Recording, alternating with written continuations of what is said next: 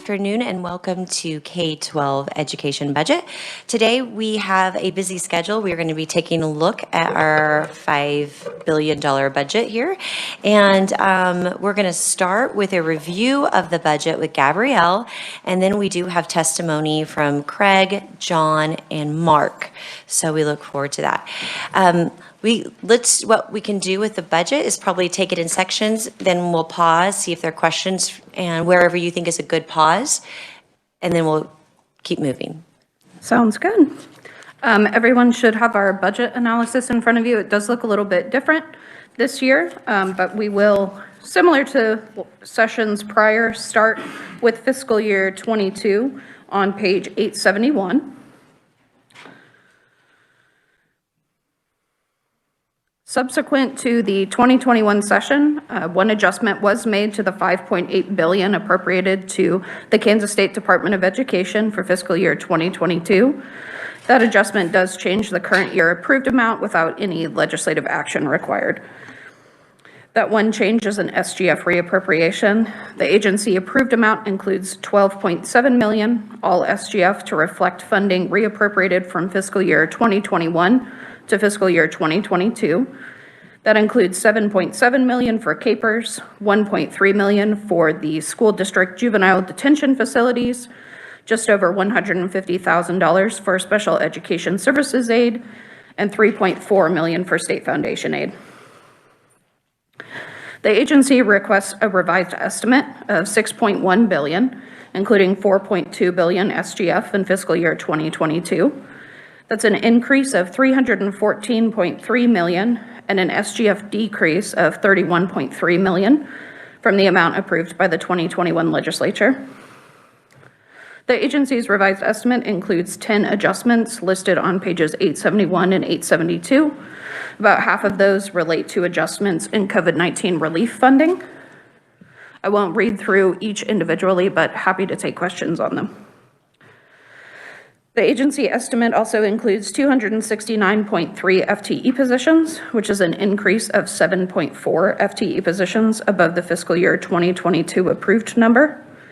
The increase in FTE positions reflect newly created positions, including 4 FTEs to administer COVID-19 pandemic relief funds, 1 FTE position for a federal student longitudinal data system grant, 1 FTE position for an applications designer to redesign the child nutrition and wellness website, and 1 FTE position for a new auditor.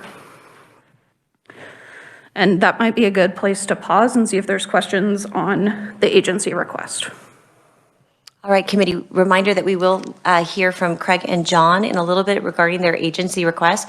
So if it's anything specific about why, then let's hold those questions. But if you have technical questions from the budget, Gabrielle's your gal. Any questions? All right, you may proceed.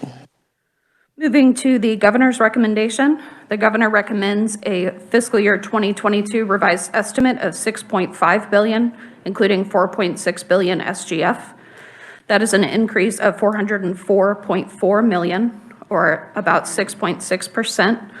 That includes an SGF increase of $394.1 million, or about 9.4% above the agency's fiscal year 2022 revised estimate.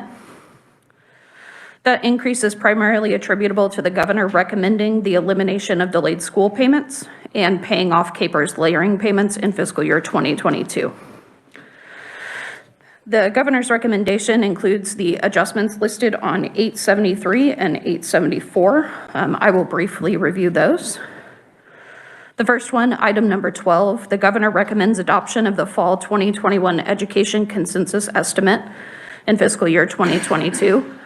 For school finance, the governor recommends decreased expenditures of $49.2 million, including $59.5 million SGF, below the approved amount and below the agency's revised estimate.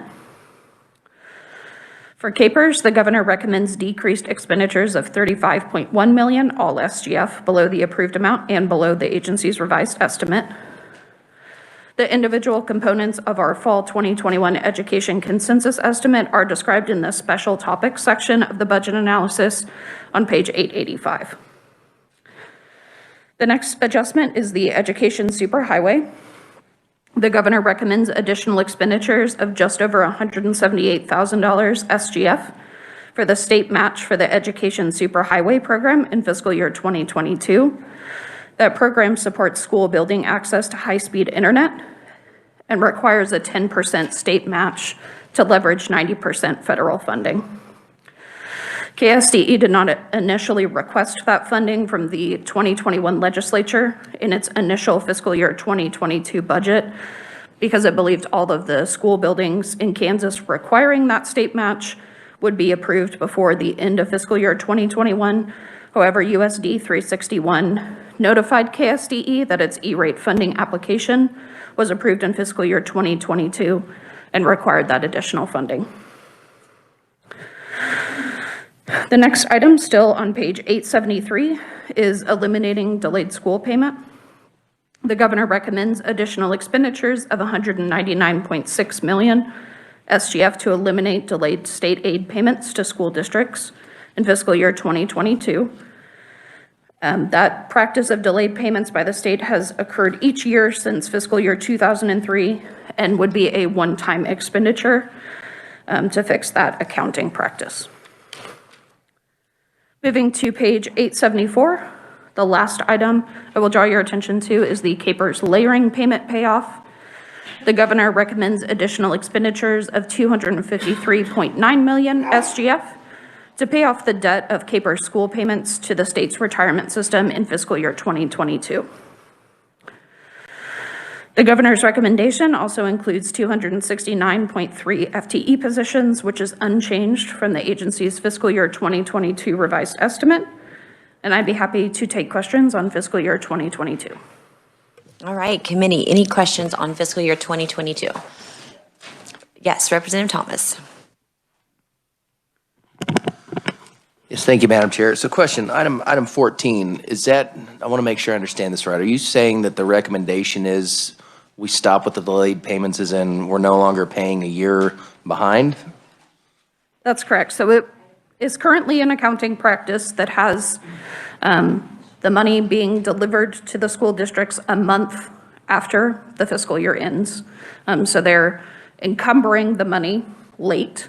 So this would be a one-time expenditure to fix the accounting practice, so they're getting those payments on time moving forward. Representative Thomas, it was always kind of advantageous to a governor to move this money forward and pay in July rather than by June 30th. So it's really about a week difference. It's not a lot. Okay, yeah, thanks for clarifying. I misunderstood that part. Thank you. Representative Hoffman. Thank you, Madam Chair. The Education Superhighway, so is the 179,000, is that just for Chaparral? That's correct, to leverage the 90% federal Okay. funding. To leverage 90% federal funding? Yes. Correct. Wow, okay. So it costs them $1 million for their whole, is that what you're saying? It costs them $1 million for their whole, If the mental math serves, yeah, that would be the 10% state match. okay. All right, thank you.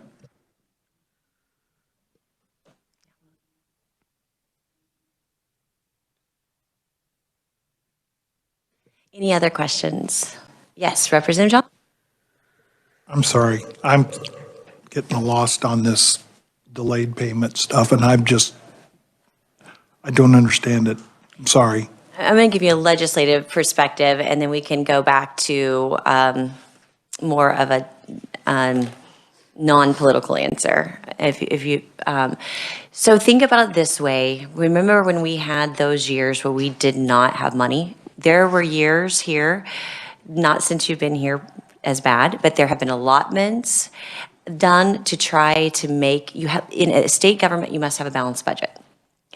And so therefore, you have to, sometimes we have on CAPERS, we have re-amortized CAPERS, we've delayed payments, which is what you're seeing here. Those were the realities not even a few years ago. You know, we were still having trouble just a few years ago.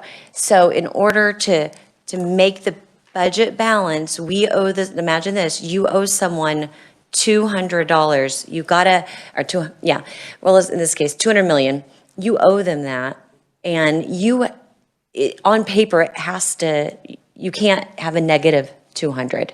So let's just delay that payment a few weeks, and now it's on a new fiscal year. And because it's on a new fiscal year, it's the same money, it's an accounting maneuver. It's just that it's not making me in the red on my fiscal year that I'm currently on. I move it to the next one. And then the next year, I move it to the next one. So in a way, you're kind of saving, you're not. It's an accounting maneuver, $200 million. On paper, you're not saving anything. She's not reducing, she's not adding $200 million to the budget. It just looks like it. She just took it from here and said, oh, we're going to pay it 1 week early. We don't like this principle. This principle was used for a reason, accounting, and it's not necessary right now. And so she's just making the recommendation that we go ahead and just pay it on time, which from what I understand, it can vary, right? It could vary in time, but it's been about a week difference. Okay, thank you. Is that not clear? Because we can have Gabrielle go again. Your explanation is very clear. Representative Hoffman, why don't you speak up? Because he is the appropriations guy. No, I understand exactly what you said, but I approach it from the opposite end of a Capers retiree who's trying to make it go on a very short pension that is never going to get a cost of living raise, and I can't help the teachers if we don't do something. And I'm looking at that and say, well, this is a hard job in this committee. Why did you, thank you, Chairman. So it is adding 200 million to the budget for 22, but that's only because you have to do that in order to catch up, to do that catch up. And then from then on, it'll be the same, but they're not getting any more. It's just a catch up. So it kind of does add, but it's not adding any more to the schools, I guess. Right, because they're still going to get it one way or another. It's just whether they're going to get a week earlier in the fiscal year 2022 and be whole, or they're going to get it a week later. But remember, they also would have, this just happens every year. It's like revolving door. So it's not like they were short 200 million that year. They had 200 million from the previous year, right? It just keeps revolving through. It's like making 3 payments, and when you only owe 2 payments, but you made 3 payments that year so that you catch up because you were deferring a payment. But since I totally screwed up shrinkage rate this year, I'll let Gabrielle fix anything I messed up. I wouldn't dream of it. No, I think if the committee is on the same page, Craig may have some input when he does his testimony, but I'm happy to answer any questions beyond that. Any other questions? Representative Estes. I do have a question about number 3, but it's really for Craig. Should I save it for then, or do you want us to hit that now? Say that one more time. I looked away. Go ahead. I have a question about number 3 on page 872, but it really, Craig would answer that. Do you want me to save that for when he testifies? Yes. Any questions about enhancements you'll want to direct towards Craig, because Gabrielle didn't make the enhancement. So, yeah. But she can answer if it's about something you're just reading and not understanding. Okay. Representative Tarwater. Thank you, Madam Chair. I want to readdress the education superhighway. Can you explain to me what that is and who it was for? I get the matching, I understand that, but I don't know what it was. Did you look away again? Dang it. Go ahead, say that again. Okay. Yeah, go ahead. Education superhighway. Yes. I get the matching part. Yeah. But what is the education superhighway? Was it for one individual school, or is Yes, it for? it's for Chaparral, and it's an E-rate, is that right? E-rate, and it is I thought that it had a word library in it. And what page is it on? It's on page 873. This school district is the last one that we should need to capture, but the rest of the school district should have already been included. It's to access high-speed internet at the district level, and it was federal funding from the Universal Service Schools and Libraries program. Yep. It's, item 13. And so what a great return when the feds will pay 90, and it is something we want to help them out. Okay, and how many other places got that? Was it, you said this is the final one. What was the total number? That, I don't know. That could be a Craig question, maybe, Gabrielle? Do you want to pass it when he's up here? I don't know it off the top of my head, but we'll Okay. definitely get that So answer. remember that question, Representative Tarwater? And we can ask Craig. He's probably whispering. at Yeah, me. but we'll let him answer all of those questions at once because he's got a perfect memory. And he's going to remember every single one, so. Okay, other questions? And then, it's a good question, Representative. Any other questions? Okay, 2022 on to 2023. 2023 is going to start on page 876. The agency requests $6.5 billion, including $4.4 billion SGF for fiscal year 2023. That's an all funds increase of $345.8 million, including an SGF increase of $187.9 million above the fiscal year 2022 revised estimate. The increase is primarily attributable to anticipated school finance increases, additional COVID-19 relief funding, and 12 enhancement requests totaling $84.7 million, all funds, including $83.7 million SGF. Enhancement requests are described in detail on page 881 or 871 through 879, and they're in further detail on 881 through 884.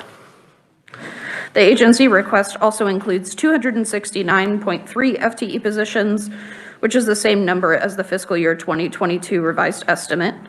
Adjustments are detailed on the following pages, similar to fiscal year 2022. I won't read through them individually, but happy to take questions on those.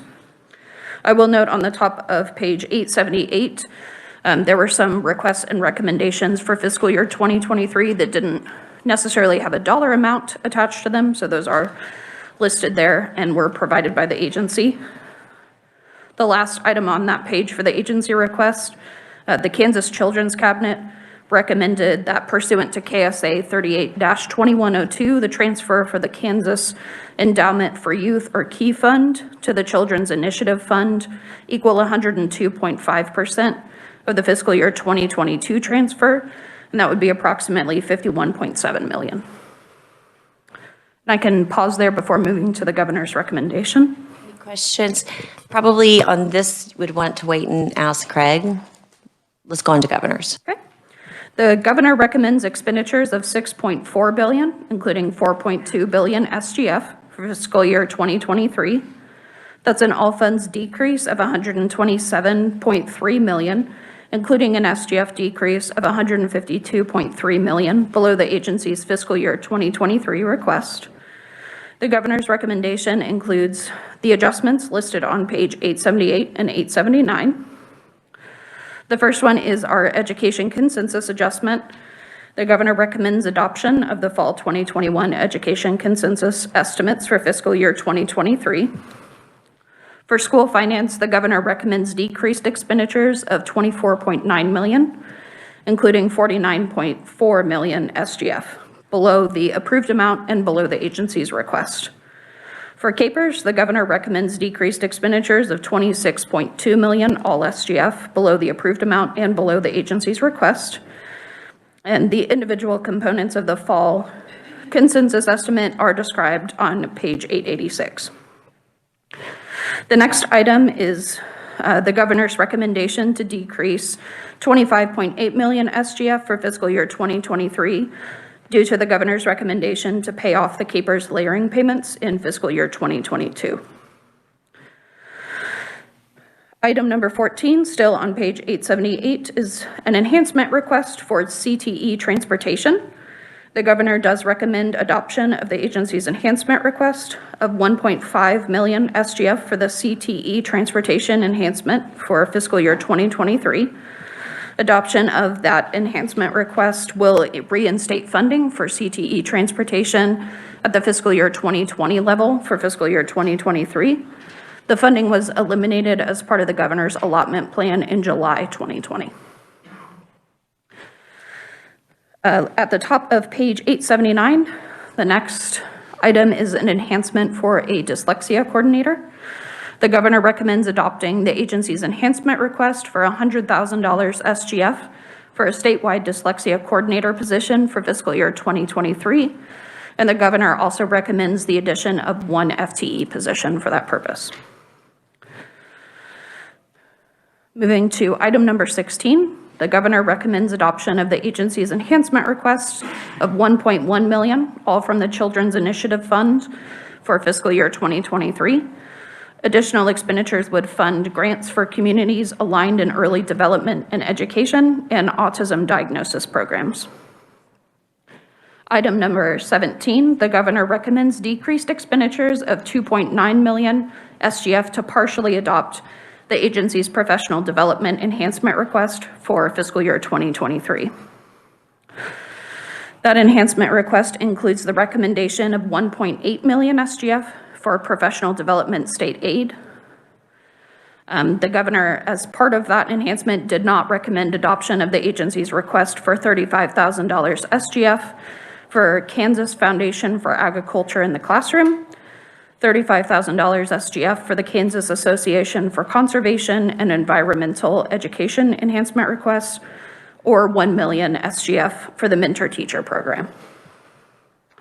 Item number 18, the governor recommends adoption of the agency's enhancement request of $3 million SGF to expand the MHIT pilot program for fiscal year 2023. That would bring total funding for the program to $10.5 million, all SGF, and the addition of $3 million would expand the program to another 15 to 25 school districts. Item 19, the governor's recommendation includes a decrease of $74.1 million SGF to not recommend adoption of the agency's enhancement request for special education state aid for fiscal year 2023. Item number 20, the governor's recommendation includes a decrease of $35,000 SGF to not recommend adoption of the agency's enhancement request to increase funding for the Communities in Schools program. And the last item on that page, the governor recommends total expenditures of $31.1 million, all from special revenue funds for the Children's Cabinet for fiscal year 2023. That's an increase of $500,000, and that increase is attributable to the governor recommending expenditures of $500,000 for the Dolly Parton Imagination Library. Moving to the top of page 880, the governor's recommendation also includes 270.3 FTE positions, which is 1 FTE position above the agency's request. That FTE position is attributable to the governor's recommendation for the Dyslexia Coordinator position. Finally, the governor recommends a transfer from the Key Fund to the CIF in the amount of $52.3 million for fiscal year 2023. And I'd be happy to stand for questions on the budget as a whole. All right, committee, what questions do we have? Representative Estes.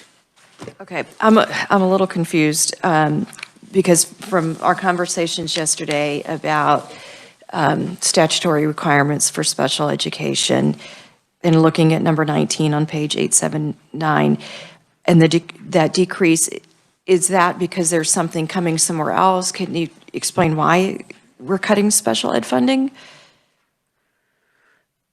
Sure, so this is an enhancement request listed on page 881. The agency did provide an enhancement request for a 5-year plan to increase special education state aid to the 92%.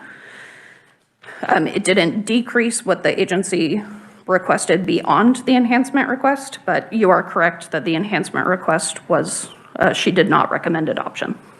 Okay, thank you. Representative Johnson. Number 18, what is MHIT? What is Sure. the pilot program? Mental Health Intervention Team. Thank you. That's Representative Landwehr's baby. Other questions for Gabrielle? All right, Gabrielle, good job. All right. All right, committee, we are going to go ahead and move to testimony. You did receive some testimony in your email, or you may have it with you. So let's invite Craig. Welcome.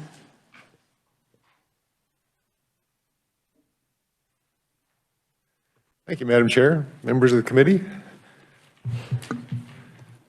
We will share a little information with you. I will try not to repeat too much of what you heard from Gabrielle, but it's going to touch on most of the same topics. The state board, as a part of their function, makes a recommendation every summer to the governor, and then we carry it forward to the legislature, typically, recommendations for the budget and enhancements to the budget. So that's what we're going to be reviewing with you today, just as Gabrielle did. Provide a little bit of information. I'll try to answer your questions along the way, as well as any new ones you might have. Initially, a topic you may have heard a little bit about recently, special education. The state board's enhancement request, as Gabrielle mentioned, was to move to the 92% funding over a 5-year period. Next year, FY23, the budget we're talking about, to get to 92% in 1 year would require $155 million. So the state board's request was to do that over a 5-year time period. The reason the board considers it to be important is for school districts, when special education is not fully funded, they still have to provide the service. That's in state law, that's in federal law. You can't choose to cut your special education programming because funding was not provided.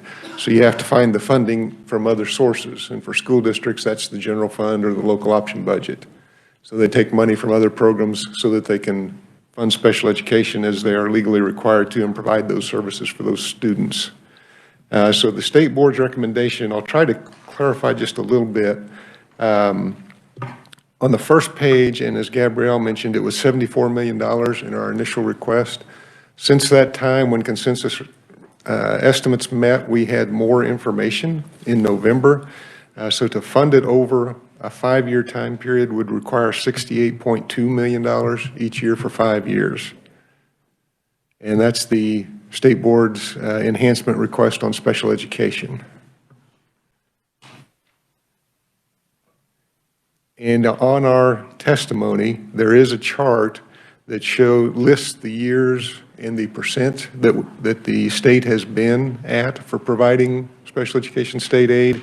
You can see the last time we were at 92% was in 2011, which included federal aid. That was during the recession, so we had ARRA aid available, and we used some of that to help us get to 92%. Prior to that, it was 2009. And since then, as we've discussed, it has declined for a variety of reasons. Greg, I'm going to stop you for just a second. Okay. Let's just try this today, because there's so much good information. You're going to have, I want you to share all of it.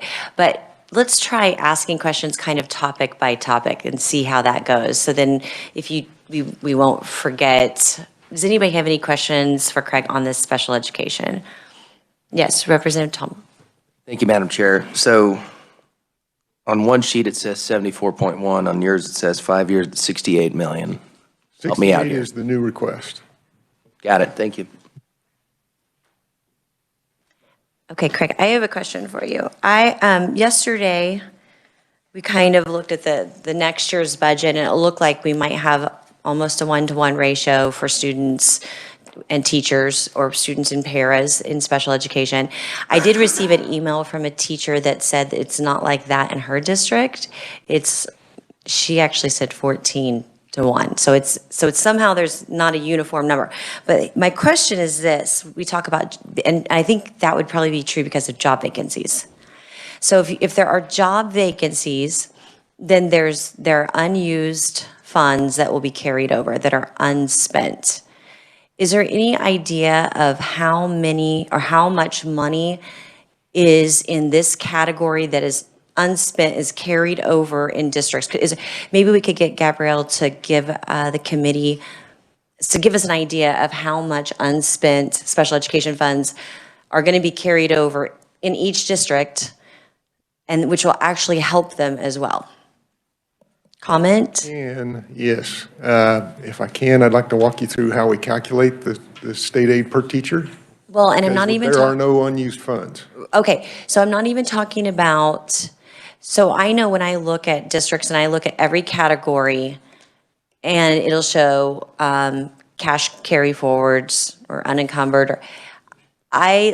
The last time I looked at one district in particular, I noticed they had a high special education balance. It was not used. It carried over and it grew. So it wasn't even as if they were making a payment that didn't get paid. It was actually growing the pot. And we've watched as the unencumbered or cash carryovers for education have continued to grow even in the years in which we were being sued. So is that correct, that those balances have been going up? Special education. Well, in general. General, off the top of my head, I would say probably so, but I couldn't tell you every year up, some years down, others up. But I know they have been growing in some funds, yes. And so my question comes to, okay, if we're talking about the special education and they weren't able, let's say I needed 10 teachers, but I only was able to hire 5 that year. And maybe I had an extra para that was a 0.4 FTE, or it's a lot less, then I had this savings that I had considered as my excess cost. I considered it as, this is what I budgeted for my district. This is my excess cost, not used. Or maybe they actually budgeted that and didn't use it. Wouldn't that carry forward? If that's how they chose to make their transfers at the end of the year, yes, it would. I know that sounds like a wishy-washy answer, but districts budget a particular transfer into special education, for instance, or any other fund for that matter. At the end of as the year goes on, they adjust those transfers. So when they get to the end of the year, if they were not able to hire as many staff as they thought they would, and they don't need to transfer as much, they may go ahead and transfer that into special education. They may use it in one of their other programs where they need it instead. But it could go to special education and increase those balances. Okay, and then maybe the last way I'll ask this, and maybe I'm completely thinking of it wrong because I've never done a school budget, so I don't know. Would it be like, I calculate that my costs for special education are $1 million, but I wasn't able to have the staff I need, which is the #1 cost variable, and therefore I saved money. And so it's not because we are in this crunch for employees, then, well, yeah, I think I'm just going to stop myself because I'm just going to run in circles. So, okay. All right. Any other questions on special education? Representative Estes. Okay, so based on your answer to Representative Williams, the special ed funds are unencumbered and they can be moved around? They can be transferred? And until you actually transfer them into the special ed fund, yes. Once you transfer it into the special ed fund, that's where it stays. So a school district doesn't have to put them in that, they don't have to take the money we give them for a particular purpose and put it in the fund for that purpose? Depends on the fund. In statute now, at-risk weighting, yes, has to be transferred to the at-risk fund. Other funds, and special ed's a good example. I'm going to revert back to my superintendent days when I'm talking to a school board. The education funding world is different than the business funding world. In most businesses, if you budget, I'm going to spend $100,000 for this activity this year, you're going to spend $100,000. Education budgets, you're required to publish it in August or now September. You cannot spend more than you publish. Even if you get more money, you can't spend more than what you published. So what they budget and show when they publish may be a little high, and they don't actually intend to spend that much. Special education is one area they're going to publish high, because truthfully, they don't know until June how much they're going to get in state aid, because we don't know how many teachers and paras are going to be hired until that point in time. So they go all year long on an estimate of what their budget is. So to protect themselves from not being able to spend the money that they need to, they budget high. Same thing happens in capital outlay, but that's another topic. So for that reason, what they show that they're going to spend, they don't make that transfer at the first of the year. They'll transfer as the year goes on, and they need to spend the money. And then when June comes and they know how much they're actually going to receive, then they'll make their final transfers, which in special ed is probably less than what they budgeted, because they budgeted high. But it still may be, back to the chair's question, it still may be a little extra so that they can build their cash balance a little bit to prepare for next year's needs. The other thing I'll throw in, you didn't ask it, but I'll throw it in for free. Special education in particular, districts will carry a budget because federal funding in special education doesn't come until October. So they've got to run from July to October without the federal money. Seems like we're collectively making this so much harder on ourselves than it needs to be. I will not argue that. So I hope sometime that we can all get together and figure out what is a good and right way to do this, because the 92% does seem arbitrary to me. I want real numbers on what this really cost, and I want to give the schools what it really cost, and I want to make sure the money goes where it's supposed to go.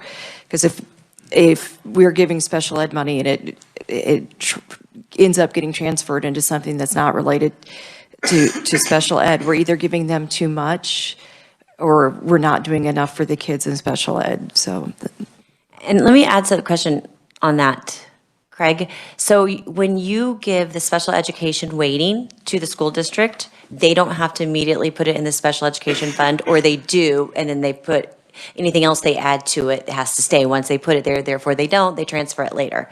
Yes, Which is which? The state aid that they receive for special education must be transferred into the general fund. General fund. I'm sorry, thank you, into the special education fund. Okay.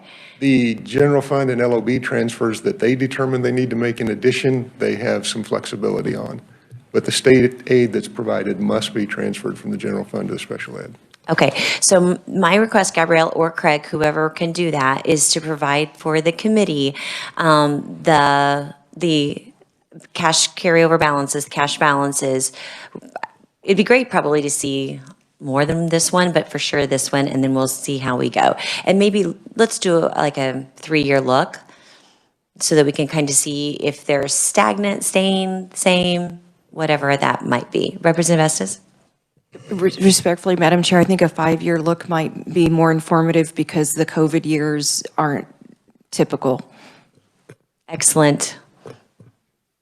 5-year, perfect. And no, we don't need a motion.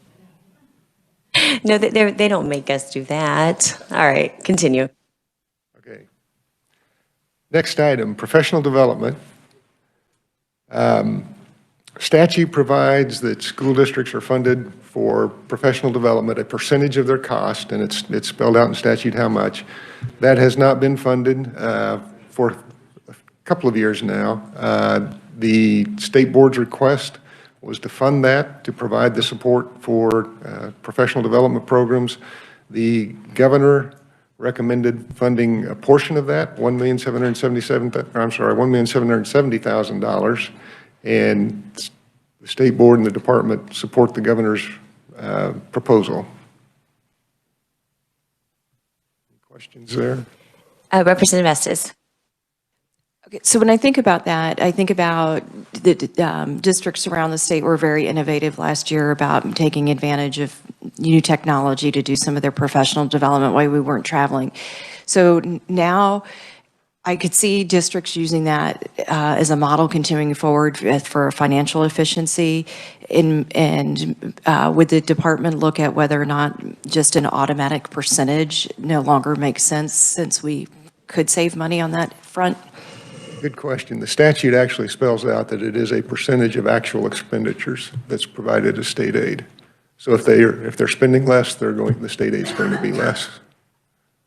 Seems like it's, again, a better way to do this. And to be more specific, it's 50% of actual expenditures or 1/2 of 1% of the general fund, whichever's less. If it's fully funded, which the $1,770,000 won't fully fund it, but it'll be a portion. All right, on to the next item.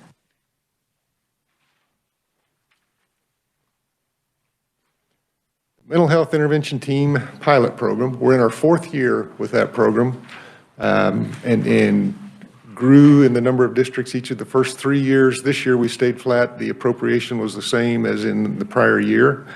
The state board's request and the governor recommended in her budget also the $3 million. that would allow us, as Gabrielle mentioned, to expand by 15 to 25 additional districts. The reason for the range is that funding is used to help school districts hire a liaison to work with students, families, and the community mental health centers and organize services. So obviously the size of the school district makes a difference on how many liaisons we're going to add. Some of the money also goes to the community mental health service to help them offset their costs for providing services at the school, or if the student prefers, at the community mental health service. So since we don't know which districts may be interested in sign up, we can't tell you exactly how many more would be added, depending on how many liaisons they want. And then a portion of that $3 million, the governor's recommendation was to be used for a third-party study, an outside study. Since we're in our 4th year, let's find out what's working well, what's not working well, and what we can do to improve the program. Questions, committee?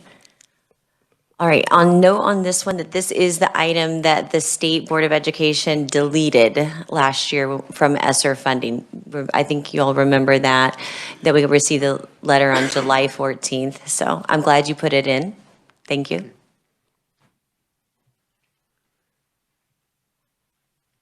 And I should add, if you're curious, there is a list in our document of the school districts that are currently participating in the mental health. Oh, I was going to ask something. This would be for you or Gabrielle. Normally, when we have a discussion on this, we have a hearing on it, and can we get an updated track sheet that shows how they're doing the progress? Because it's a very successful program, so I think if we could get that to everyone, Holly can send it out to the committee. We don't have to discuss it, but I want you to take a look at the program and see its outcomes. All right, thank you. We can do that. Representative Johnson? Interesting, from over the summer in our oversight committee on social welfare issues, so many of our quality social workers, mental health professionals are leaving that field and going to schools that were taking away the availability to help run our social services programs because, and I've heard this comment from several, they'd rather work for the schools because they make more money. So in one way, as we provide this, we have that same issue. Where are we going to get the next group of mental health professionals and social workers? Thank you, Madam Chair. Well, I'm glad you actually brought that up because I had a question on my list for you, Craig, for later. It's about the social workers. There are some school districts, I don't think very many, that have replaced counselors with social workers. I mean, an entire school, like, or, elementary or something. And the concern with that is not only is it going to hurt our community mental health centers that rely on them and foster care services that rely on them, it's gonna hurt this program because it's hard to find them, and it hurts counselors, which committee counselors are teachers. They first start in the classroom, they know what they're doing, and then they go into the counseling profession. Social workers are actually going into our classrooms right now and doing social emotional learning curriculum instruction. So I just want to put that out there because they're not licensed for that. And that may be something that KSD could provide a comment on. You can today, or you could just no comment, or whatever you prefer. They are not licensed to be instructors, that's correct. They are licensed to provide social work services, obviously. Therapy? The shortage that you're both talking about is very real, just like a lot of other areas, and it's not new in social work, but I assume it's gotten worse, like it has everywhere else. This is Craig's opinion. I'm not speaking for anybody else. I think the answer might be we need more social workers, not let's limit who they can work for. So you don't mind social workers taking the place of counselors? I don't know that they can take the place of a counselor. They have. The school district may have made a decision that we need social work services rather than counseling services at this time. Well, And I'm speaking Yeah. somewhat from experience. I worked in a district where we could not find a counselor one year, so we hired a social worker, and they do very different things. I looked at a school district where you can clearly see they removed all of the counselors in elementary school, where if you look at another district just real close by or another district close by, they have all the counselors filled. So it might be something for you to take a look at. I can talk to you later about it. But that is concerning to me because I think the school should have a counselor, not a social worker. They really do, they are different. They are different. They provide different services for the students. And as I say, I can't speak for that district, but I would gather they made a decision that we need social worker services at this time rather than counselors, but I don't know that. Yeah, all right. I'll talk to you later. I'll share with you that data. Representative Hoy? Thank you, Madam Chair. I just want to add to this conversation about reiterating from last year's testimony that we heard about this program and the great successes, that it is a limitation to have access to enough licensed psychotherapists for this program. So I'm glad that we're going to be venturing down this road, but do also recognize that that is a barrier for some of these communities to be able to participate. And though, we don't have a bill for that, right, to change it, but this committee does do amendments and there are provisos, and that would be something you might want to talk to the mental health, maybe Representative Landwehr about that concern again, and see if there's something that we could do. And I don't have that answer, but it's a good question. All right. Representative Estes? Craig, back on page 872, the question I had for you before was, so the mental health pilot program did qualify for ESSER funds, but by the time it was considered to do it, the money was gone. Can you explain how that happened? Timing of when the bill passed and was signed into law, it was after the board made their decision in April of how to allocate the ESSER funds before the request came to them to use some of them for MHIT. Okay, thank you. This is not your question again, but school districts have used their ESSER funds to provide mental health services and support the programs that they have. Okay, because I think this year is the year to use it, so it was disappointing to see it not funded. Well, we might want to double check the dates. I can't remember for sure either, but I thought it was in May. And I know we passed our larger budget in the veto session, so I think that was maybe right before it. But they did know that we had it in our bill. And so it wasn't a surprise and the governor did approve it in the bill. Gabrielle, just out of curiosity, because I don't know, Craig, would you just put that on the list and just double check when they approved or when they denied? It's only for curiosity. Okay, thank you. All right, you may proceed. Okay. Next, career and tech ed transportation. This originated with Senate Bill 155, and in the technical ed community and school districts, it's known forever, Senate Bill 155. Never mind the fact that we've had a number of Senate Bill 155 since then. It's now also Excel and CTE, and this is the program that the legislature provided a number of years ago that pays for students tuition when they take courses at technical ed colleges and community colleges in CTE areas.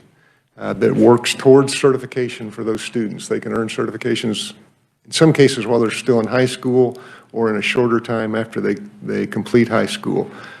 The tech ed transportation piece reimbursed school districts for a portion of the costs that they had in transporting students to those programs. So students going to Washburn Tech, for instance, coming in from Silver Lake or Santa Fe Trail, that district could have a portion of the costs in transporting the students to those programs reimbursed. That took place for a number of years and then was not funded for a couple of years. The state board's request was to fully fund the program, and you see a nice round number there, $1,482,338.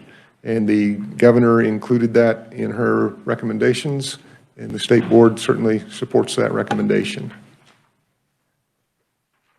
Representative Hoffman. Thank you, Madam Chair. Craig, that's actually not part of the calculation though, right? The transportation is not in statute that says we'll pay for that. That is correct. It's something that was added. It was added at the time the bill passed, yes. Yeah, but it's not part of It that. is not written into statute. No, Okay, sir. that's what I thought. Thank you. Okay, this is a little bit off topic, but another question, Gabrielle, maybe this would be more of a K-Board question, so not a Craig question. But on the CTE, the Senate Bill 155, I have had kids, parents come to me and be frustrated having gone through the program, going through a community college, and then that whatever they got doesn't transfer anywhere. And so the transferability of those types of credits, is there, maybe ask K-Board, or is that are they tracking that? And then that kind of corresponds with what we passed last year. Nick, what was that last year that, making sure credits, what was that we did? You know what I'm talking about? I'm losing memory here. Yeah, in House Bill 2134, there were amendments to the dual and concurrent enrollment program, but I don't believe those. I think the Senate Bill 155 career tech ed stuff is a little separate from those dual concurrent enrollment. But what is the piece in there that is that there was this accountability piece that we had to make sure, and I'm going to completely blank on that. There was there was a notification piece that dealt with transferability, and yeah, I can pull that up and see what that is. Yes, so I don't know where we are on that, or if that's a K-Board item, but maybe, Gabrielle, we could look at that piece between Craig and K-Board, find out how we're doing on that, because I would hate for us to, A, pay for the transportation, pay for the full-time equivalent, in some cases, pay for their college tuition, and then not have it transfer. So, all right, continue. Next, we have the Governor's Teaching Excellence Program. It's also known as National Board Certification. So teachers may earn national certification through the National Board. It is a fairly rigorous program, and you can probably do without the word fairly. The teachers can participate in its professional development, and once they complete that process, which is rather lengthy, they earn national board certification. Statute requires that school districts pay a teacher that earns that certification an additional $1,000 each year, and that the legislature will reimburse that expense, which has happened most years, but not all. To fund that program would require $360,693, and that pays for the $1,000 reimbursement. It also provides some scholarship costs for teachers who are participating in the training to earn that certification. The governor concurred with that recommendation from the state board and included it in her budget. Questions on this? So question on, so let's say a teacher already is certified, and then it says that they have to pay $570 to renew it, and I'm not sure how often that would be. But if they do renew it, can they receive their incentive bonus?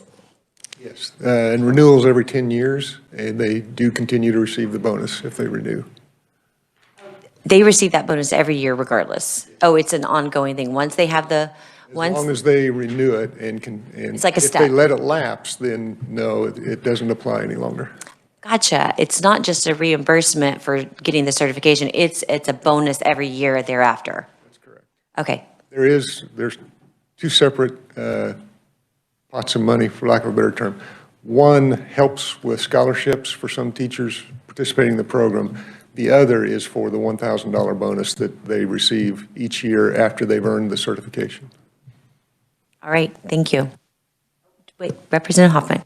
Thank you, Madam Chair. Do we have a breakdown of which is which? How much of that is bonuses and how much of that is the scholarships? We do have a breakdown. I don't have that with me, but we can get it for you. The majority is the bonuses. Okay, thank you. And so last year, no one received that bonus. I believe it was Was it? funded last year. Am I incorrect? It Was it funded allotted? last year. No? I'm sorry? It was funded last year. It was funded last year. Okay. All right. On to the next one. Statewide Dyslexia Coordinator was originally recommended by a Legislative Task Force on Dyslexia in 2019, and then continued to be recommended in 2020 and 2021, that we have a position in the department to provide statewide services, staff development, making resources available for school districts, for teachers, working with institutions of higher education to improve early literacy efforts, particularly around dyslexia. The recommendation was to fund that position. It has not been funded to date. This year, the state board thought it was important to put the position in place rather than waiting. So they used some of the set-aside ESSER funds to fund that position. So we currently do have a statewide dyslexia coordinator. In fact, I believe she spoke to this committee earlier this session, Dr. Lori Curtis, in place, being paid with ESSER funds. So the state board's recommendation or request was that the legislature fund it as the task force on dyslexia from the legislative branch recommended, and the governor has agreed and included that in her budget recommendation. Questions, committee on the Dyslexia Coordinator? Representative Hoffman? Yeah, thank you, Madam Chair. So I think the chairman and our chairwoman and I got a list of, you have 33.5 vacancies. How many of those are funded? Can you address that, John? I'm going to have to rely on John for those questions.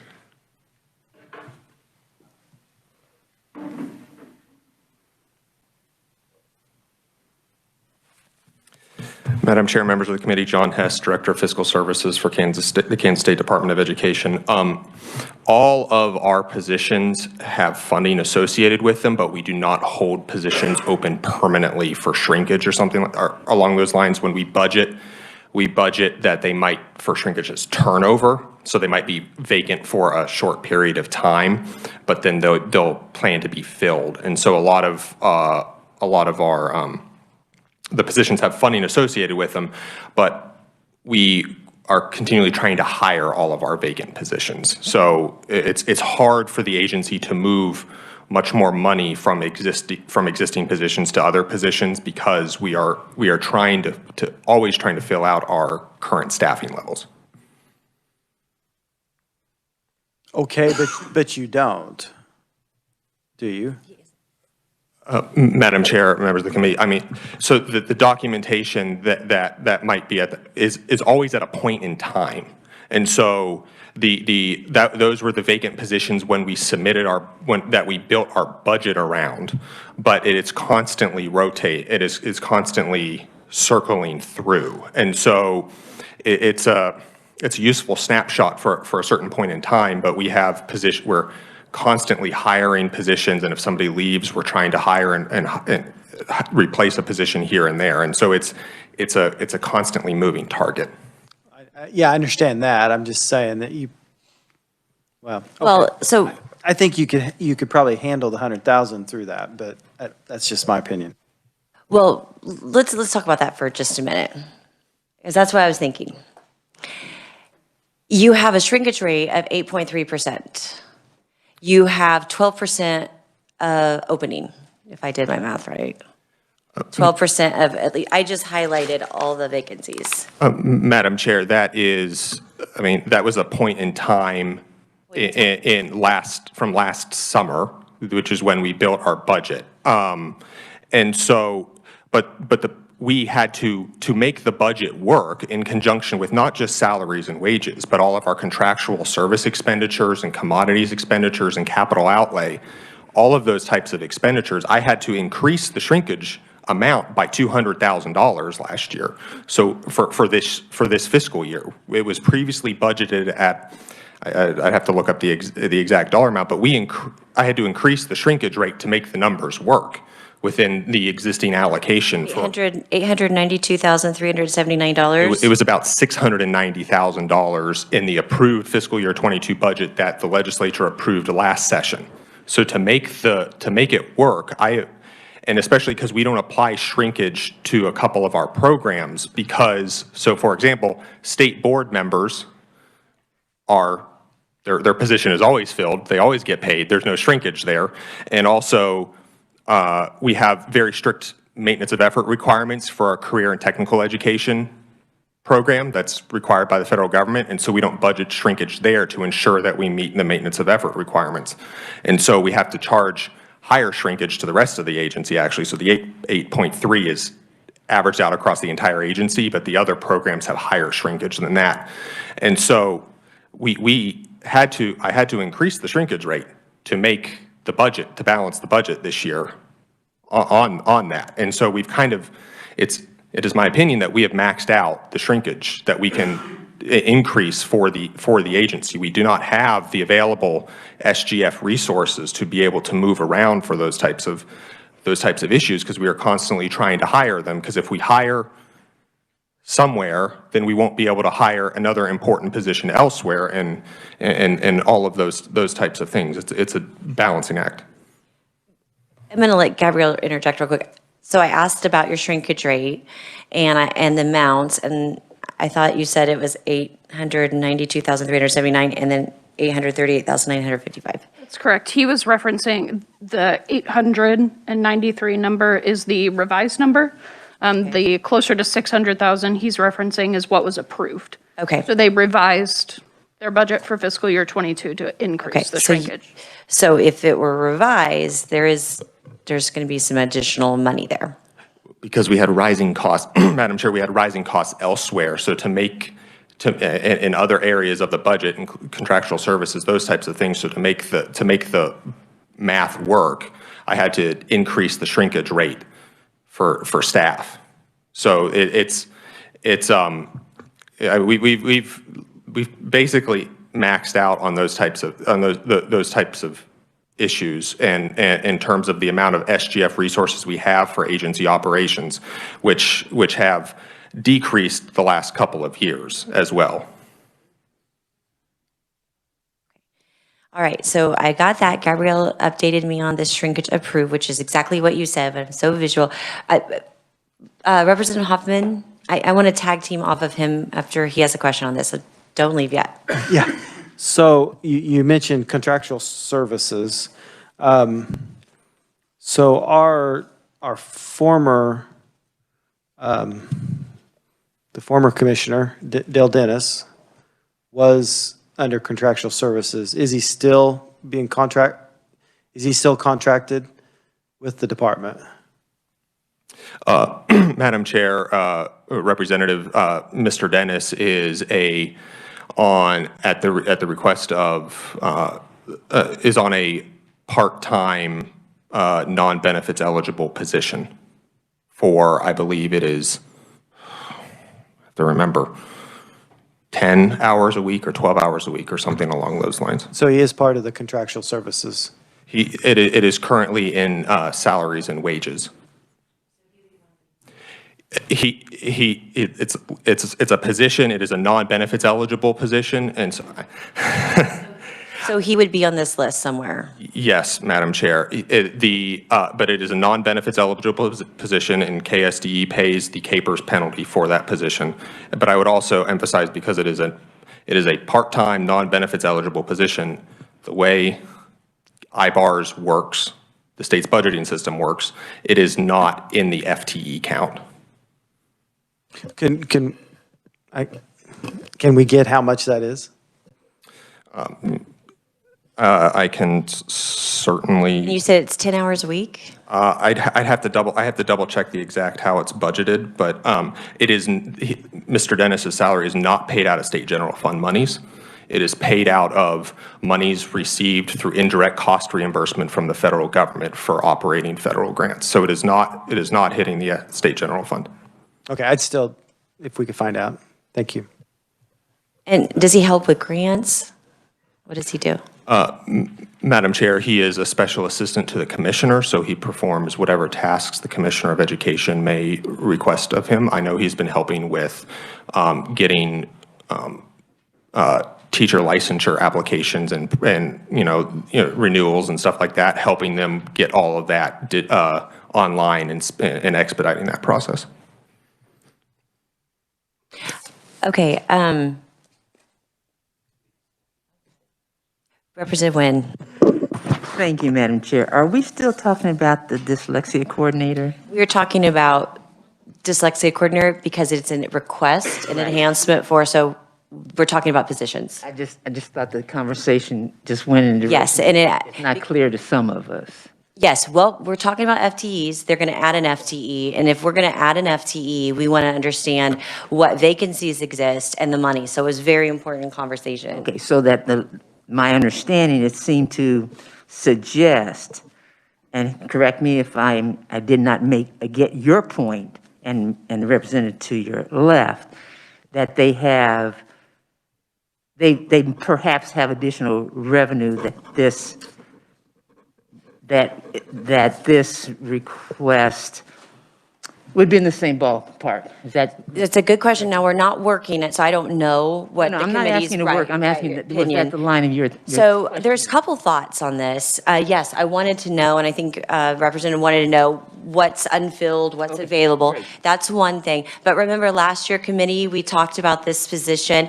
We didn't, ESSER funds were the way that it went on our budget, but we also had a conversation about school districts paying 21 cents a child so that they could have a coordinator that helps them implement that. So that was a discussion that we had here as well.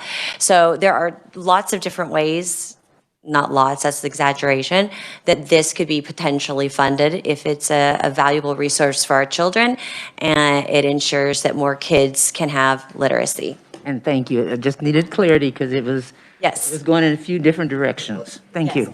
Now, I will say, I do have more FTE questions, but I'll hold those until we get to the end, and John will bring you back up. All right, go ahead, Craig. Oh, we have Representative Penn. Thank you, Madam Chair. And as the ranking member was saying, we were going in a direction. I'm kind of curious about that, learning a whole lot.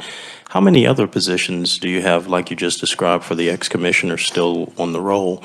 And how do we find out about that? What those are, where their payment is coming from, and how much is it? What's the quantity of those types of positions? Madam Chair, Representative, can I ask for clarity as to what you mean by those types of positions? Like the kind that you just described. The guy that you just said was an ex-commissioner that does the bidding of the commissioner. Madam Chair, that is the only former senior leadership member in the department who is on a part-time position. There is no other former deputy commissioner or commissioner who is on the part-time payroll. My question is, are there other people, other positions, not just the senior leader, but are there other positions that are on the part-time off the books? How do we find out about that? Madam Chair, Representative, there are maybe a handful of people who work for, like, we have a couple of staff who might work 1 month out of the year and they come back to help during the summer with, like, when there's an influx of teacher licenses and those types of things. These are all positions that are not benefits eligible. They come and work for either full-time for like a month, or they might work a period, but it's a very small number of positions. I understand. Madam Chair, in the interest of time, and I understand that I'm catching them off guard with a question of that, could you get all of that collated, that information, and send over to the committee? Because I would really like to review that, what those positions are, understand exactly what their payout is. Thank you. So are you requesting, Representative Penn, for part-time contract work or part-time? Are there contract employees outside of this, or most of them are here? Madam Chair, Representative, we've kind of moved away from contract employees to put them on part-time payroll because it's simpler than going through the state's procurement process for it. So And most of them so- are here, where they're Yes, here. yes, and they are all on there. It's the point I want to make. So you Okay. might see somebody on the handout that Gabrielle provided that is a .25 person. They are reported in there, and they're reported in the state budgeting system for their salary and everything like that. It's just a quirk of the state budgeting system that they are not, that .25 that they are isn't rolled up in that 169.3 FTE that you see. It's all reported there. And I would have to pull it out separately, but it's there. It's just not rolled up into the total number. So the thing that it might be helpful to clear up a few things is to get maybe an update of how many FTEs are open right now that you plan on filling. And I know that every budget, we've really had an interesting time in appropriations this year because every budget that we do is different in terms of how they report their FTEs, filled, unfilled, funded, unfunded. Shrinkage rates are, obviously different. And so maybe if you could just provide that to Gabrielle, if anything's different than this, that'd be helpful. Committee, Gabrielle would like to know if you would like to have this. This is all the FT. Okay, yes. So if you would just send that to the committee as well. And then it can be updated so we kind of know how many positions are in flux. We get it that you're going to have a revolving door on some positions. And so you need that money there in order to make that next hire. And we just want to kind of get an idea on that. Would be great. Representative Hoy. That was my question, Madam Chair. I didn't have that handout. Thank you. Yeah, it was just something I requested today. It's not, actually, I've never seen these in a budget, but you just got to request them. Representative Witt. And thank you, Madam Chair, but I think yesterday I asked that we would all have the same documentation that you would reference, but we're working toward that. So as we move forward, we may have to suspend conversation if we don't have all the. Representative, each one of us is capable of making requests. This is something I made today individually. I requested it for Gabrielle. Gabrielle can confirm that this is a request that I made today. I will, Representative, we will not always have the same information because you will ask for things that I won't ask for, and I'll ask for things that Representative Estes makes requests that I don't know about, and vice versa. And I just can't, I don't overpromise. I give you what is requested, what's given to me for the committee, but in terms of the things I ask, man, I remember when Dale Dennis, he did spreadsheets for me that were enormous. They were my request, and so. And okay, thank you again. And I say, I didn't question whether you asked it 5 minutes ago or 2 seconds ago. I just made the comment. So thank you. I'll take that as recorded. Thank you. All right, great. We make it. All right. Governor's recommendation about the delayed payments that you discussed earlier. In the information you heard, covered the state's viewpoint pretty well, I think. From the district's viewpoint, the issue it creates is that, yes, it's only a week later typically. Sometimes it's 8 days, 9 days when they receive the money, but it's a different fiscal year. And there's a cash basis law that requires them to have the cash on hand before they can order anything. So when they get to the end of the year, even though they are required to record that payment as June 30th, they don't actually have the money. And for some districts, if they don't have a cash balance enough, they have to juggle which payments they're going to make and which are going to wait, even though technically it has to come out of the current fiscal year, but they don't get the money until next fiscal year. So they truthfully can say we don't receive all of our money in the year in which it needs to be paid. But the individuals that will be the happiest if this payment is made are the CPAs that have to audit the school districts every year. They have a real problem with receiving money in July and recording it as June 30th. They've learned to accept it. It's been in place since 2005, but they certainly don't like it. It is a one-time expenditure, as was mentioned earlier by the chair. If the payment is made this year, then you're on track forever. You don't have to keep coming up with that $199 million each year. It's already there. You're just spending it out of the appropriate year in which it was budgeted. We certainly support the governor's recommendation. It would be very helpful for school districts to have all their money in the correct school year. And I'll stop there if you have questions. Questions on the delayed payment? It's a good year to get ahead.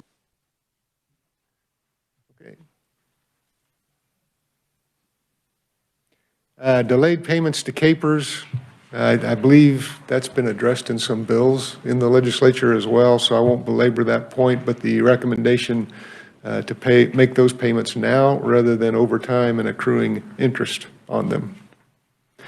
The education superhighway, thanks to John having his computer with him, about 23 schools, as an answer to your question, Representative Tarwater, previously received payments under the education superhighway. And that is a program that provides high-speed internet access to those districts that did not have it up to a given level. It was actually an organization that came in and helped identify who would be eligible, worked with them on making the E-rate application. We worked with them a little bit and identified all those schools. And as Gabrielle mentioned, we were under the impression that everybody had applied and had qualified. So we didn't make a request for this year, and then it turned up that this particular district's application was delayed a little bit and just now came through. So for them to receive the federal funding to upgrade their internet access throughout their district would require a state match of the $178,986. Representative Tarwater. So with 23 total districts, were there any that would have qualified that didn't apply? No, sir. So everybody's up to date? Yes. Cool, okay, thank you. All right, you may continue. Okay. Okay, a couple of, for lack of a better term, miscellaneous issues. There is in statute a local school district contribution checkoff fund. So when you complete your taxes, your state taxes, one of the things you can do is check a box and designate a school district to have a portion of your refund go to. Many people know about the Chickadee checkoff. This one's for school districts. You can probably imagine a number of people that would like to do that. The way the form is built, you check your USD number. A number of people don't know their USD number, and so they'll enter a number that's incorrect, a number that doesn't exist, USD 514. There is no USD 514. So the Department of Revenue has to collect that money because the taxpayer designated that $100 is going to USD 514, but it just sits in the account because we don't have anybody to distribute it to. So what we are requesting, currently there's $14,227.11 that's been so designated and does not have a school district specifically to go to. So our request is for a proviso to be added that would allow us to distribute those funds equally across the school districts, since that was the intent. Somebody wanted that money to go to a school district. We just don't know which one and don't have a way to determine which one. This would allow us to distribute the money so it doesn't just sit in a state account forevermore. Representative Hoffman. You mean my USD 514 that I started, I'm not going to get my money? That's, I don't think that's going to happen. Oh, okay. Nice try, though. No, yeah. I thought we put this in a bill. This was not part of a bill. We just put it in a proviso last year. Is that what we did? Or did it not even get put in last I year? don't believe it was put in last year. Because we talked about it. You must have forgotten to put it in because You know the history better than I do. it would have been an accident. Okay, because I know we talked about it last year. I thought we took care of it. So, all right. We'll see if we can get that. So that is a total of $49.91 for every school district. So they'll have to spend that wisely. We hope they spend it well. Yeah. Okay. Proceed. Representative Vest. Do you distribute that by a paper check or electronically, and how much does each transaction cost you? We distribute them electronically, and I don't know the cost. Do you know what it costs to do an electronic? No, I'm sorry, we don't. We can find out, though. Okay, I just don't want us to lose the benefit of the money by having it cost us a lot to send it out, but so electronically helps in that effort. Thank you. Certainly. The other request we have is for capital improvement state aid transfer, and this is not for more money, this is how it happens. That has been a revenue transfer recently. Other times it has been, a demand transfer. And the difference is technical about when the money is made available in the state's process. If the intention is to continue with it as a revenue transfer, rather than updating or making it a proviso every year, our request is to amend the statute to permanently fund capital improvement state aid as a revenue transfer, so that it's not something that has to be remembered each year when the legislature gets to that process. Representative Hoffman's just shaking his head because it just looks familiar to him. It does to me too. Was that also one that got slipped through the cracks? Very well may have. I feel like that was there too, or we had something just like it. Okay, so once we do it this year, then we don't have to keep coming back. That's correct. Yes, if you amend the statute, you should be good. Okay, Representative Hoffman. Right, but we got to put it in a bill. We'll have to, not just to provide, so we'll need to put it in a bill somewhere. I believe that's correct. Yeah, okay. All right, continue. We did include some information on COVID-19 expenditures, not for any request, just for your information. The last couple of pages give you a listing from the different ESSER funds, how that money has flown through, a little bit of a flown through, what the flow through has looked like, a little bit of a printout on that for your information. And I would stand for any other questions that you did not have an opportunity to ask. All right, so committee, now is the time to ask about any enhancements that Gabrielle went over for the agency or any questions you have regarding the budget. So Representative Penn? Thank you, Madam Chair. Sir, there was last year we were talking about all the funds coming in with COVID-19 when we were trying to figure out exactly what the number and the amount of funds were, and they were talking about what they were going to put the funds against. And there was talk of the justification for doing air duct work for COVID-19, retrofitting, and how much of those projects have been completed with all of the trillions and millions and billions? We have a breakdown on how much has been requested, which I can get for you. I don't know that I could tell you how much has been completed already and how much is still under. Is that still the plan for all the millions and trillions and billions to retrofit HVAC systems and everything? Or because COVID's over, are we not doing that anymore? The federal guidelines specifically call that out as an allowable expense, HVAC work through, including with ESSER 3 funds, which can be used through September 30th of 2024. I'll be very interested to see how you guys intend to actually expend those funds and what projects they're going toward.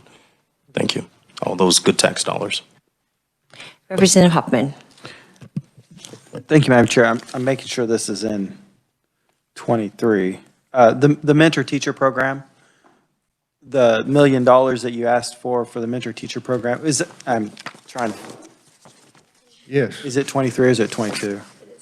It is 23, okay. That was an enhancement for 23. The governor did not recommend funding that. So was there a reason why? Did she say, I mean, she didn't Not put that I'm anything? aware of. I don't know what the. Okay, when was the last time that was? Stop and think. I would say 2 years ago. Do you happen to know? What's that? Oh, okay. So it was eliminated in the allotment a year ago. Okay, up until then, it was funded? Not fully funded, but partially funded, yes. Okay. All right, thank you. Okay, any other questions? Got a few, Craig. Okay, so I noticed this is something that comes up every year. This is one of the items also that the state board deleted, and it was the Safe and Secure grants for $5 million. It's not on recommendations, but there are still two is it 2 or 3 FTEs that are attributed or were originally attributed to Safe and Secure grant? There are 2 FTEs. They were funded at the same time as the grant was initially provided. They are funded to provide staff development, to provide training, to provide resources to school districts. So they're not associated just with the grant. So they are still providing those services to school districts. So you maintain the FTEs even though we don't have the grant program? Yes. Okay. Their duties are far beyond the grant program. Okay, great. I seem to remember, and this has been maybe 3 years ago when we did this, or was it 4? I'm not sure, 3 or, yes, the Safe and Secures. I would say 3, but it may have been 4. Okay, so if it were 3 years ago, it seems like that we provided extra money to get those initially, is that right? That is correct. Okay, and then now it's just kind of pulled into the budget. Okay. Question on the at-risk proxy of free lunch. Help us understand what the feds did where they said, we're going to select Kansas and we're going to use Medicaid as qualifier for free lunch.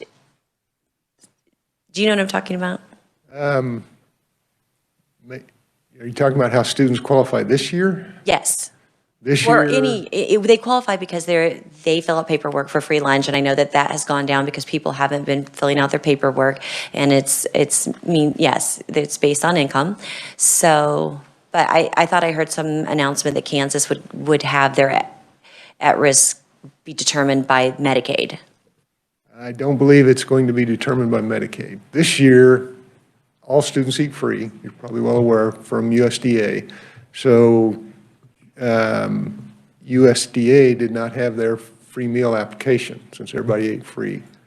So to qualify for at-risk services under state guidelines, you have to be eligible for free meals under the National School Lunch Program. And the way it's worded specifically, this gets a little technical, just saying you get to eat free doesn't mean you qualify for at-risk funding. So we provided them with a household economic survey, which has been used for a number of years as a proxy for the free lunch application, and that's the form that was used. They still had to meet income guidelines in order to be considered at-risk eligible, or eligible for at-risk funding. Okay. Did I answer your question? Well, I'm going to apologize. I was a little bit multitasking. So,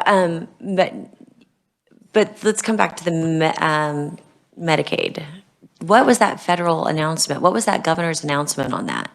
I think there was a governor's announcement on that. Does anyone else remember that? John remembers? Because if you don't remember, then it's one of those weird moments where you dreamed it and it's not real. Madam Chair, that is a pilot program that Kansas was selected to be in, by which Medicaid students might qualify for free meals through Medicaid. But like the community eligibility provisions that exist in current law, those students to qualify for the at-risk weighting would still have to fill out the paperwork to qualify for the at-risk weighting. Just because they receive free meals doesn't mean they automatically qualify for the at-risk weighting. So a parent has to, if a parent is receiving CanCare, that's Medicaid, correct, in Kansas? Okay, so if they receive CanCare, then the applicant, the school district would say, if you're receiving CanCare or if you are income qualifying, then fill out this paperwork. Well, Madam Chair, I can't speak to what individual school districts would do, but the closest comparison is those school districts or schools where they have community eligibility guidelines, which are based on percentage of students receiving TANF mostly. In that case, I forget what the threshold is, 60%.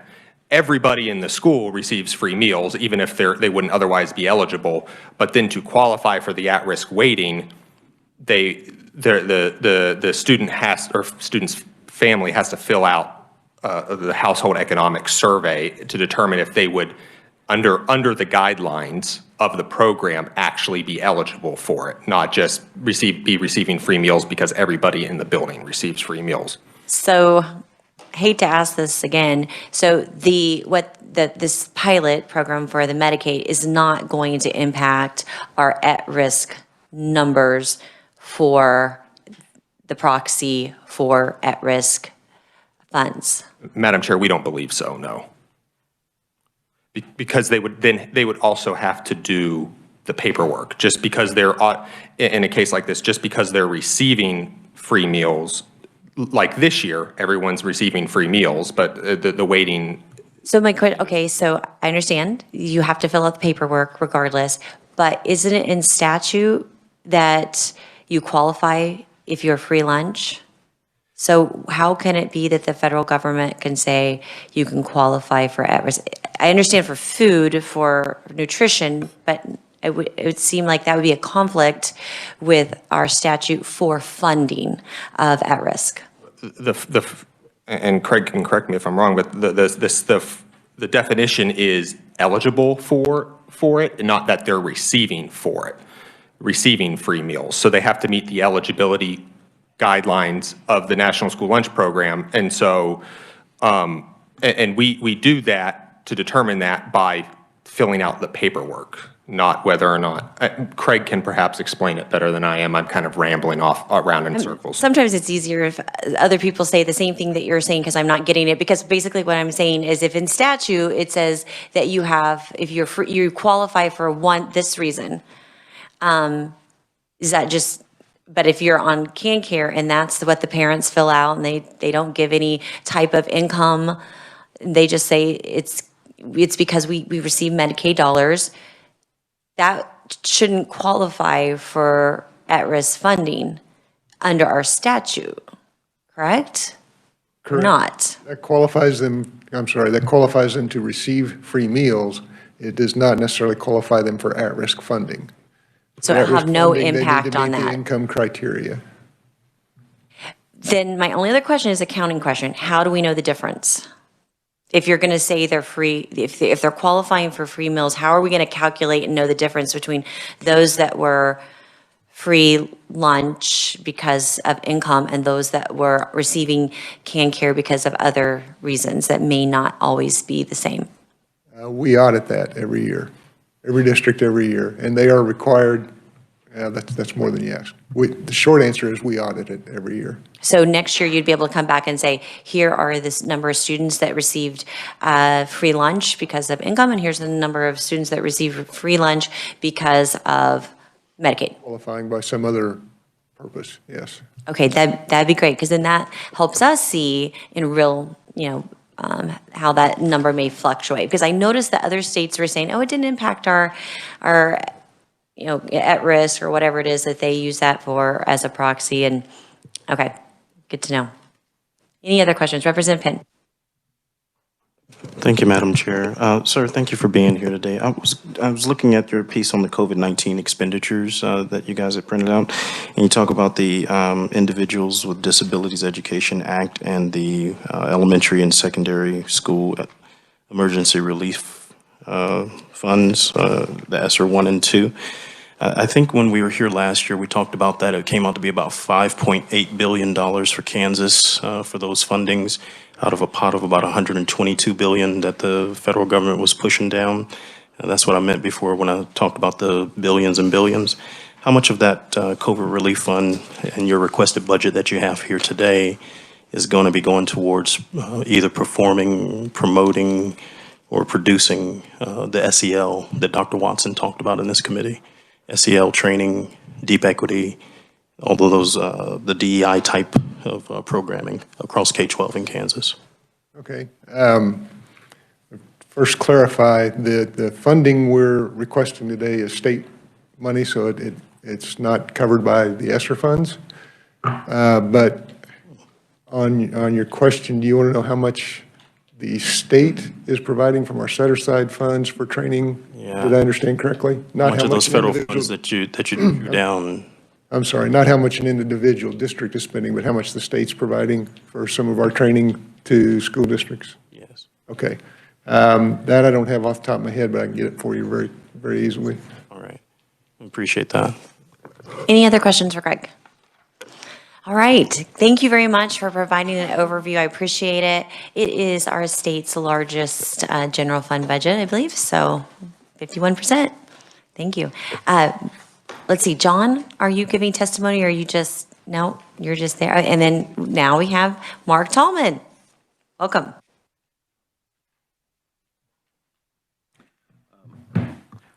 Thank you, Madam Chair, members of the committee.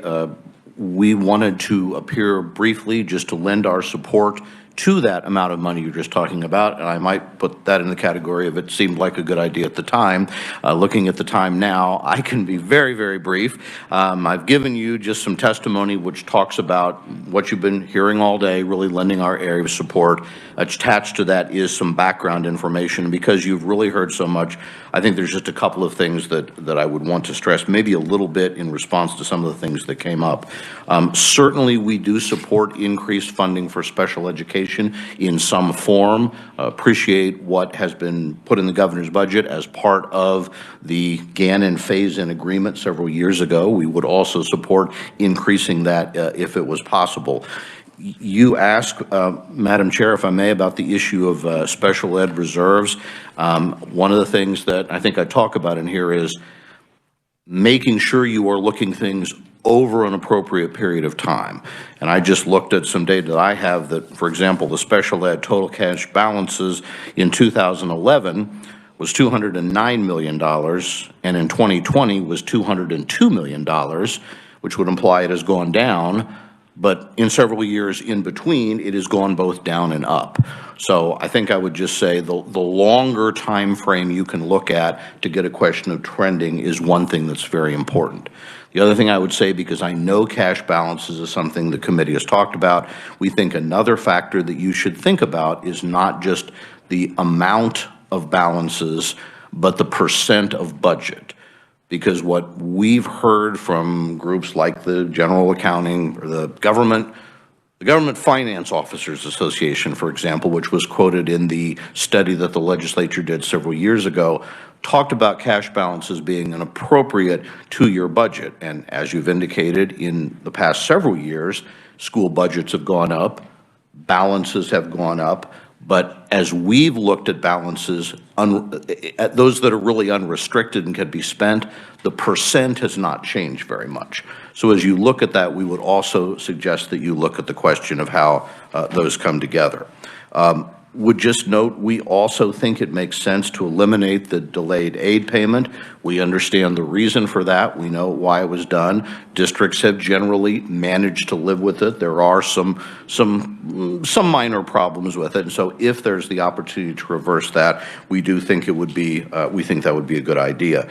And of course, there's been a lot of discussion also about the deferred CAPERS payments, making those. Here again, we understand why those payments were skipped. It was to help the state through its own cash flow problem.